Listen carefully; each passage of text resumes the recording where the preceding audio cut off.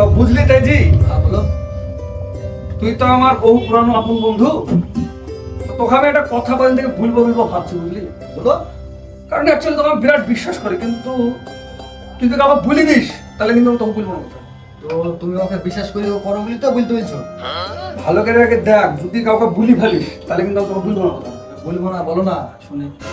দেখ ভাই, বিশ্বাস মানুষের কঠিন জিনিস, বুঝলি তো? অবশ্যই। বিশ্বাস করবি তবে বুঝছো কথাটা, কিন্তু যদি তুই কাউকে ভুলে দিস তাহলে কিন্তু আমি বলবো না। বলবো না, বলো না।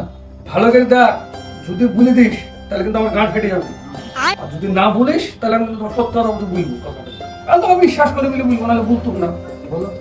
দেখ ভাই, ভালো করে দেখ, দেখছি তো। যদি তুই না বলিস তাহলে কিন্তু আমি বলবো। বলবো না বলছি, বলো না, শুনি, বলো। আজ রাত 12টার পরে 15 আগস্ট, এটি তুই কাউকে বলবি? কি